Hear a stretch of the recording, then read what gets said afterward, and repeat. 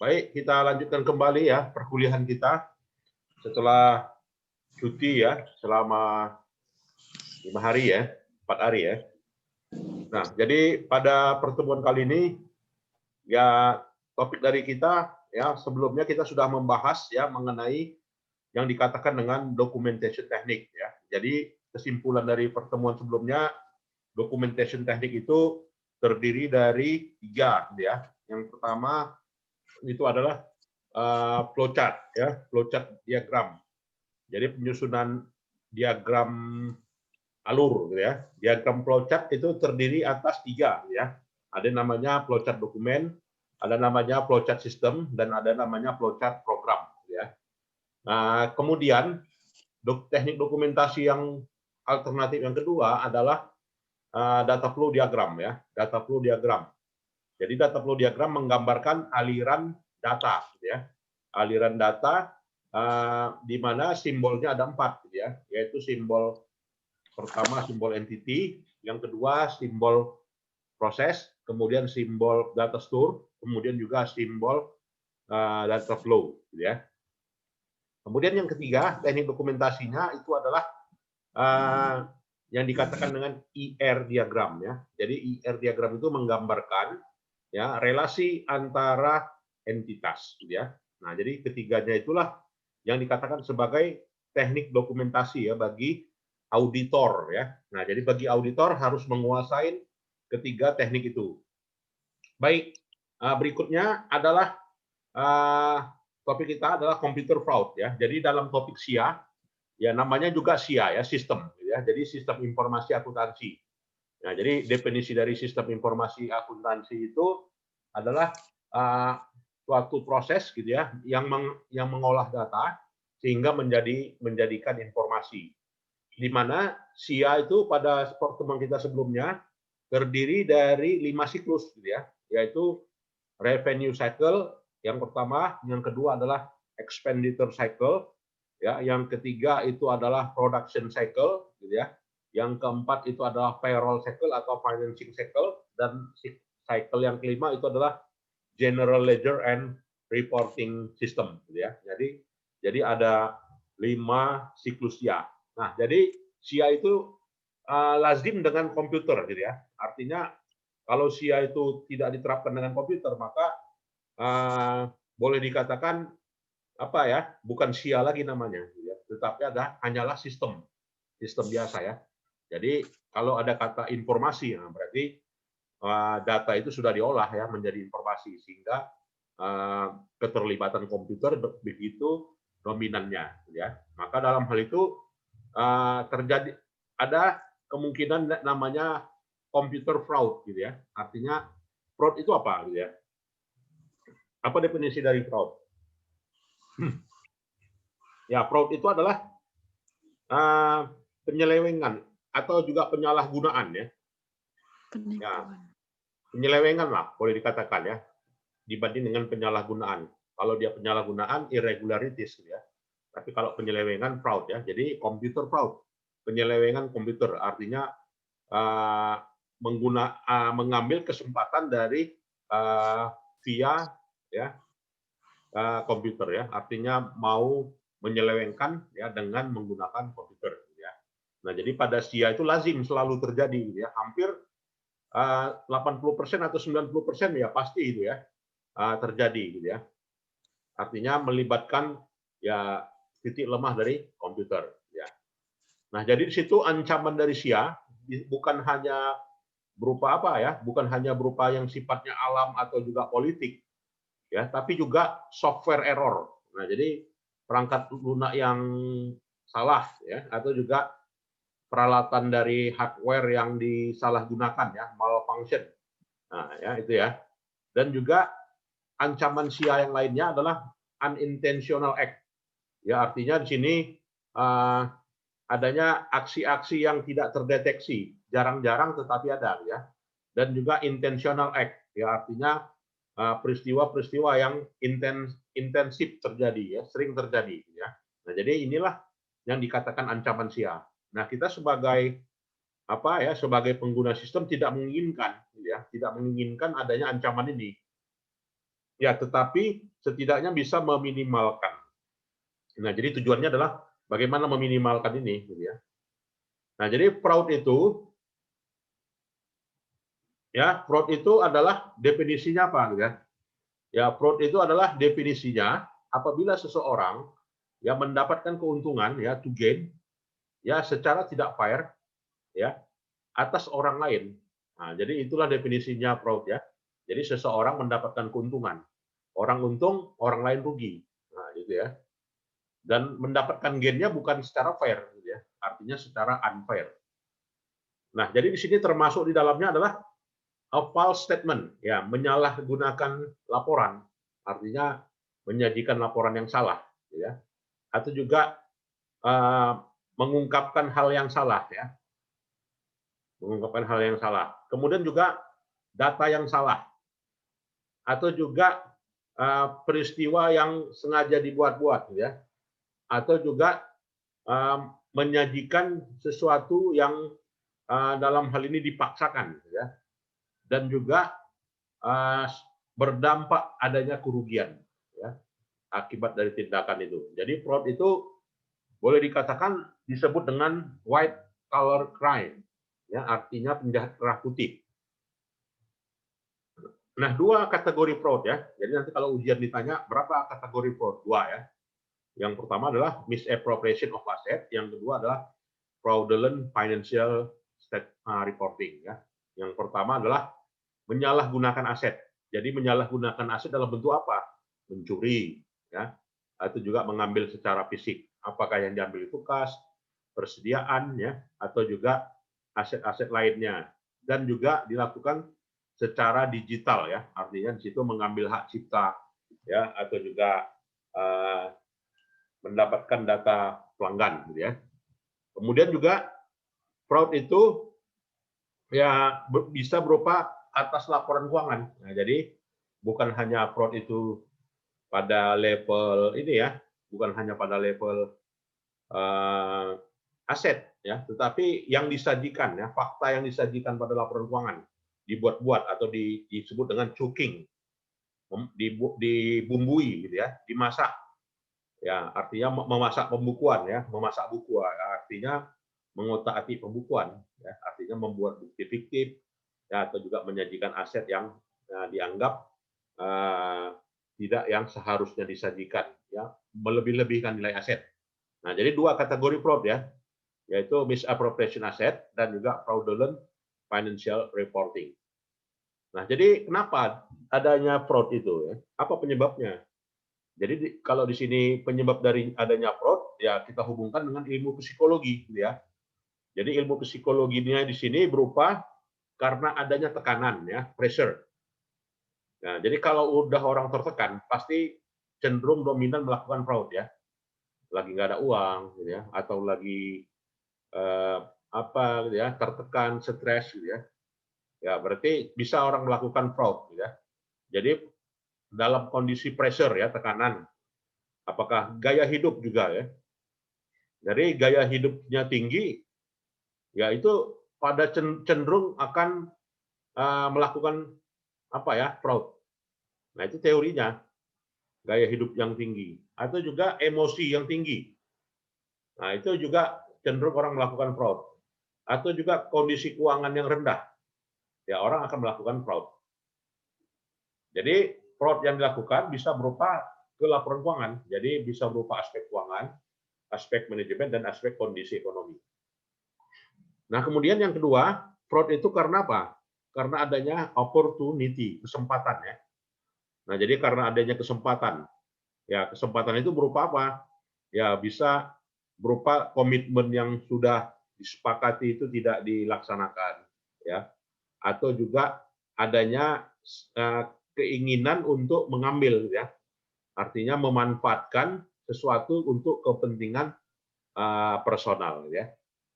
Itu faktor penyebab fraud yang kedua, ya. Jadi pressure yang pertama, yang kedua adalah opportunity, dan yang ketiga adalah rationalize, artinya sikap rasional. Nah, terkadang juga sikap, ya, atau juga sudut pandang seseorang menyatakan sesuatu itu dianggap fraud ya, padahal apa ya, sesuatu yang dilaksanakan itu tidak ada apa-apanya, tetapi fraud. Ya misalnya adanya justifier behavior, ya perilaku orang yang anggap enteng, gitu ya, atau menganggap sepele, atau juga menganggap sesuatu itu tidak ada dampaknya. Gitu ya. Nah itu disebut dengan rationalize ya, karena dia cerminan dari pribadinya. Gitu ya. Yang kedua adalah attitude, sikap. Nah, jadi sikap juga menyebabkan kemungkinan kondisi fraud ya. Kemudian juga lack personal integrity ya, lemahnya integritas ya. Makanya kalau kita lamaran pekerjaan gitu ya, itu selalu uji integritas. Nah, itu ya. Jadi uji integritas, kesetiaan ya, keloyalitasan ya, loyalitas ya. Loyalitas karyawan sejauh mana katanya kan. Nah, itu kan masalah integritas gitu ya. Jadi karyawan yang punya integritas tinggi ya dianggap apa gitu ya, dianggap capable, ya dianggap tidak melakukan fraud. Nah jadi integritas yang karyawan yang punya integritas yang tinggi maka fraudnya bakal rendah. Ya. Tapi kalau integritasnya rendah maka fraudnya tinggi ya. Nah itu udah teorinya ya, teori psikologi. Jadi adik sekalian. Ya silakan. Itu Pak, kalau misalnya sikap itu maksudnya gimana Pak? Ya kalau misalnya sikap itu ya ini gitu ya, sikapnya dingin. Ya. Sikapnya dingin dalam sesuatu hal yang harusnya bersikap tegas. Nah, kecenderungan apa itu ya? Penyebab terjadinya fraud gitu ya. Karena sikap yang tidak tegas, ya maka kemungkinan fraud itu merajalela. Ya, tapi kalau misalnya sikapnya tegas, maka attitude kan tadi, ya karena sikapnya tegas maka orang akan apa gitu ya, cenderung enggan melakukan fraud. Nah itu dikatakan kondisi fraud yang disebabkan karena sikap ya. Jadi sikap yang diinginkan yang bagaimana? Ya sikap yang diinginkan adalah sikap yang tegas, sikap yang teguh, gitu ya. Sikap artinya cenderung pada aspek kepribadian yang harus di atas normal, gitu ya. Ya itu dikatakan dengan dampak sikap terhadap fraud. Nah kalau mau meneliti ini silakan aja ya, silakan saja. Faktor penyebab terjadinya fraud, pressure, opportunity, dan rationalize. Ada lagi yang mau raise hand? Baik ya. Nah, jadi dikatakanlah tiga tadi sebagai fraud triangle. Nah, jadi kalau katanya triangle kan segitiga ya. Segitiga bermuda, kan? Lautan itu kan yang pesawat semua ditarik itu ya. Itu kan triangle gitu kan. Segitiga bermuda, laut Antartika, laut apa itu? Samudra Atlantik ya. Nah, dengan samudra apa? Ketemunya di apa ya? Triangle itu. Nah, jadi triangle itu dikatakan dengan apa ya? Fraud triangle, tiga dimensi fraud. Yaitu apa? Opportunity, yang kedua rationalize, dan yang ketiga adalah pressure. Nah, jadi ketiga dimensi itu dipengaruhi oleh variabel itu, apakah dia komitmen, ya conversion, ya financial, lifestyle ya, atau orang yang mabuk gitu ya. Kalau orang yang suka mabuk gimana? Cenderung melakukan fraud atau enggak? Cenderung Pak. Iya Pak. Ya kan artinya ya bakal orang yang mabuk dengan orang yang tidak mabuk gitu ya. Mana yang kemungkinan melakukan fraud? Orang yang mabuk. Orang yang mabuk gitu kan. Kenapa gitu ya? Ya karena dia nggak sadar gitu kan. Kalau orang yang sadar, oh ini jangan diambil. Gitu. Tapi kalau orang yang mabuk gitu kan, apa aja mau diambil gitu kan. Lari dia gitu kan. Ya itu itu makanya secara teori lifestyle orang yang mabuk ya maka penyebab terjadinya fraud. Orang yang nggak ada duit gitu ya. Gimana itu? Cenderung melakukan fraud atau enggak? Iya Pak, cenderung. Nah, cenderung ya kan. Ya artinya kalau nggak ada duit apa aja ya saya lakukan katanya kan. Yang penting saya hari ini makan. Kalau saya nggak ada uang nggak bisa makan saya, maka saya lakukan apa aja. Gitu kan. Nah itu. Nah, maka membentuk fraud triangle. Ingat ya, fraud triangle itu 3. Nah, nanti ada buku lain yang menyatakan fraud diamond. Nah, jadi lain lagi triangle, lain lagi diamond. Ya. Jadi di situ dimensi pressure itu paling bawah. Ya artinya apa? Kenapa dia di bawah? Kenapa nggak di samping? Kenapa nggak samping kiri? Kenapa nggak samping kanan? Apa logikanya kira-kira? Gimana, Pak? Ya kenapa dimensi fraud pressure paling bawah dibanding opportunity, dibanding rationalize?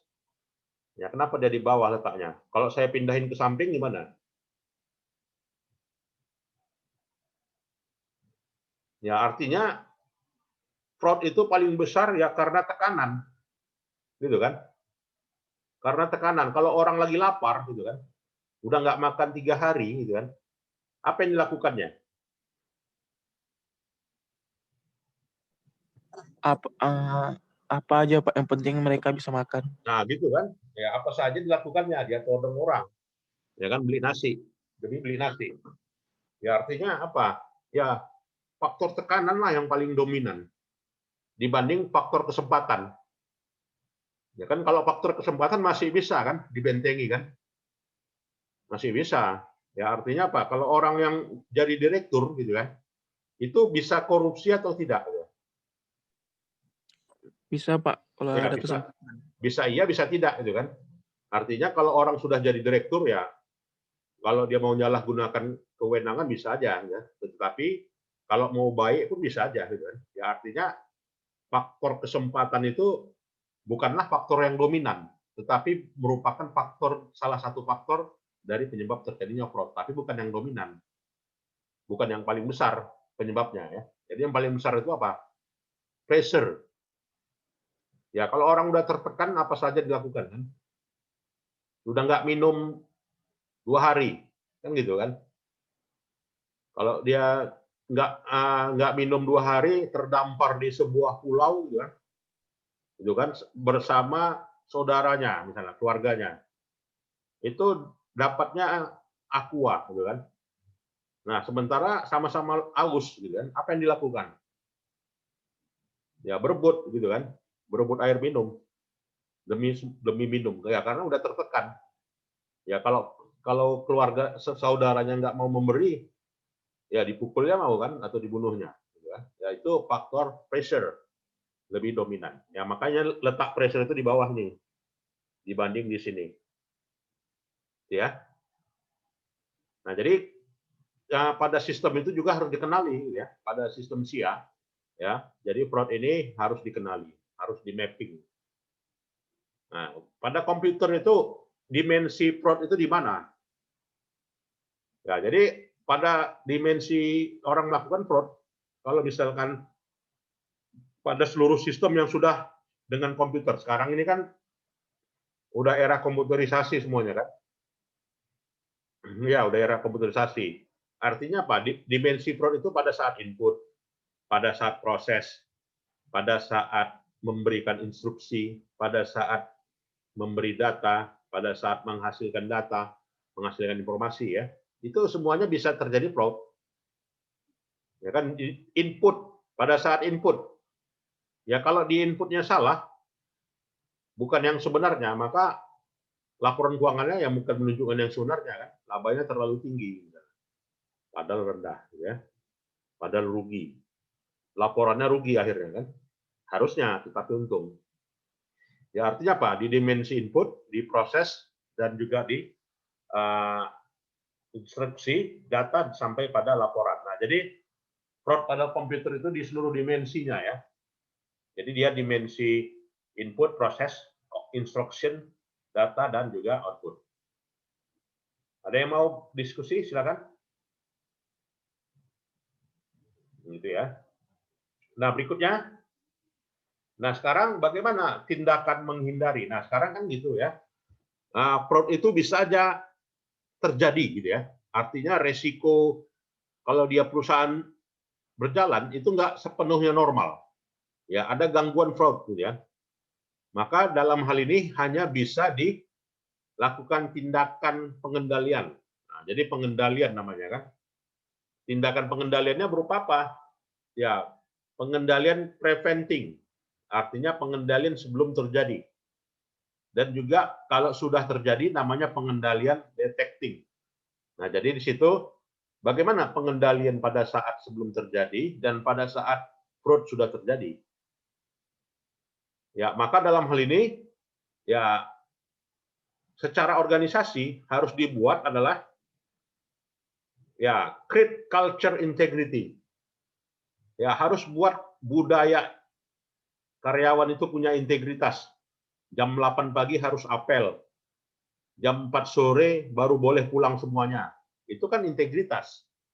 Nah, kalau udah dilakukan itu maka loyal gitu kan. Maka kemungkinan melakukan fraud rendah ya. Bukan nggak bisa tetapi rendah.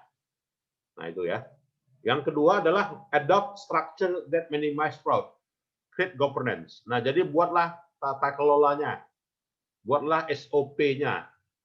Di mana SOP-nya itu berasal dari pimpinan, board of director. Dari pimpinan dilaksanakan ke bawah. Bahwa saja karyawan tidak boleh pulang di luar jam 4. Itu ya. Dan juga assign authority for business objective. Hold them accountable. Nah, jadi di situ buatlah masing-masing orang itu bertanggung jawab apa yang dibuatnya. Jadi jangan saling mengelak atas tanggung jawab ya. Kalau misalkan ada kesalahan, saya siap bertanggung jawab. Ya, menunjukkan itu secara organisasi adalah tindakan preventing. Ya, kalau udah dibuat ini, ya mudah-mudahan fraud tidak terjadi. Ya, kemudian juga yang keempat adalah communicate policy. Ya, policies. Komunikasi, kebijakan komunikasi. Jadi harus ada saling komunikasi. Jadi makanya kalau kita jadi karyawan, jangan ego, gitu kan? Ya artinya dengan rekan kerja, ya harus jalin komunikasi yang baik. Jangan tidak bercakapan, gitu kan? Namanya juga sama rekan kerja kan, dia harus kerja sama. Teamwork, ya harus ada communicate policies, ya. Oke. Nah, makanya dalam hal ini secara organisasi dan juga secara sistem. Jadi kalau dia secara sistem ya kembangkan sistem keamanan yang secara spesifik dapat mengendalikan dan juga mengimplementasikan pengendalian manajemen dan juga pengendalian pengembangan proyek. Nah, itu yang dilakukan. Nah, jadi kemudian juga make it difficulty to commit. Nah, jadi buatlah sesuatu itu orang komit, ya. Artinya meliputi secara organisasi dan juga secara sistem. Jadi kalau secara organisasi pengendaliannya apa? Secara organisasi untuk yang membentuk komitmen ini adalah develop strong internal control, ya, mengembangkan pengendalian internal. Kemudian juga membuat ya fungsi melakukan pemisahan fungsi. Kemudian membuat form input yang memadai. Kemudian melakukan saling pengecekan secara independen. Kalau dia kasir mengeluarkan uang kas, harus ada persetujuan. Persetujuan apa? Direktur. Kalau ada tanda tangan direktur, boleh uang keluar. Kalau tidak ada tanda tangan, uang keluar nggak boleh. Walaupun direkturnya keluar kota. Gitu ya. Walaupun direktur keluar kota, tunggu pulang baru uang boleh keluar. Karena harus tanda tangan basah. Nah, itu artinya apa? Secara pengendalian ya menghindari adanya fraud, gitu ya. Secara sistem bagaimana? Ya, secara sistem adalah membatasi orang akses ke sistem. Nah, itu ya, nggak boleh sembarangan. Ya, kemudian juga autentifikasi sistem. Autentifikasi itu gimana? Kasih password. Kemudian adalah implementasi pengendalian input, proses, penyimpanan, dan juga output. Nah, jadi di level input, proses, storage, sampai pada output dibuat pengendaliannya. Oke, kemudian juga dibuat encryption. Apa itu encryption? Apa itu encryption? Pernah membuat email? Kenapa? Nah, pernah ya kan? Pernah. Nah, itu ada praktik encryption. Contohnya gimana? Kenapa? Ya, contohnya kita membuat email, kita masukkan nomor HP ya. Nah, jadi kodenya dikirim. Kodenya dikirim kemana? Ke handphone, gitu kan? Ke SMS, Pak. handphone. Ya, ke handphone SMS. Ya, jadi kode yang dikirim melalui SMS itulah yang diinput menjadi kode masuk ke login email. Nah, itu menunjukkan apa? Teknik enkripsi. Kalau loginnya salah, ya kalau kodenya salah maka nggak bisa diakses. Apalagi kalau kita misalnya buka email Yahoo, gitu kan? Satu di laptop, satu di HP. Ya, satu di laptop, satu di HP, itu dibuat apa ya? Enkripsi lebih bagus. Ya kalau misalkan email Yahoo itu dibuka di laptop orang lain, kalau tanpa adanya enkripsi ya harus ada persetujuan dulu dari HP, gitu kan? Boleh, gitu kan? Misalnya boleh diakses ya, tinggal klik tanda checklist di situ kan di HP, baru terbuka yang ada di laptop. Nah itu menunjukkan enkripsi, itu ya. Kemudian juga fix software bugs and update system regular. Nah jadi dibuatlah kalau dalam apanya, misalnya Zoom ya, Zoom ini harus kita update ya kalau ada versi terbarunya. Nah, updating, gitu. Oke aja updating ya. Kemudian destroy hard drive when disposing of computer ya, artinya hancurkanlah perangkat penyimpanan ketika laptopnya nggak dipakai lagi ya atau dijual. Nah, yang ketiga, pengendalian yang ketiga adalah improve detection. Jadi tingkatkan pendeteksian. Jadi meningkatkan pendeteksian di level organisasi dan di level sistem ya. Kalau di level organisasi adalah menilai fraud ya, mengakses dari fraud, dan juga secara internal dan juga eksternal dilakukan audit dan juga adanya laporan hotline ya. Nah, secara sistem ya dibuatlah namanya audit trail ya, dan juga install fraud ya, dan juga monitoring system activities. Secara organisasi ya artinya di situ tindakan mendeteksi fraud itu meliputi reduce fraud loss ya, jadi mengurangi kerugian ya karena adanya fraud. Nah, tindakan mengurangi adanya kerugian karena fraud dilakukan secara apa? Asuransi ya, atau juga business continuity ya, dan juga DRP ya, DRP plan. Secara sistem bagaimana? Ya, membackup penyimpanan ya, dan juga memonitor aktivitas ya. Nah itu. Baik, adik-adik sekalian, silakan kalau ada yang mau kita diskusikan.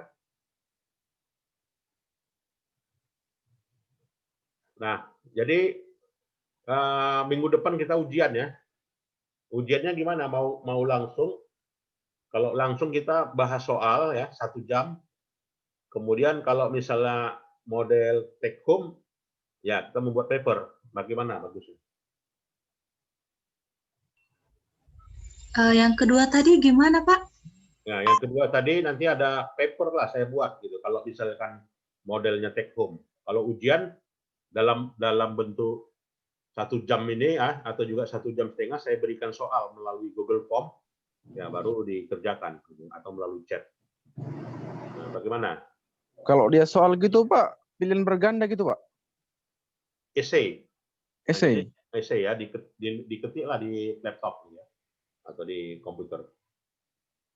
Langsung kirim hari itu juga. Kalau dia paper? Kalau dia paper seminggu, saya kasih waktu. Seminggu dari start ujian? Ya, dan yang ngerjakan satu paper 2 orang. Oh, bertim, Pak ya? Ya, bertim. Terus Pak, kalau misalnya paper yang bertim itu kita milih sendiri Pak, partnernya siapa? Ya, milih sendiri boleh, milih sesuai absen juga boleh. Kalau untuk topiknya apa itu Pak, papernya Pak? Sesuai dengan topik SIA ini.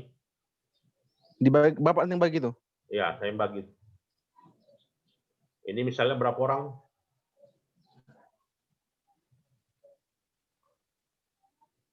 Berapa J semua J?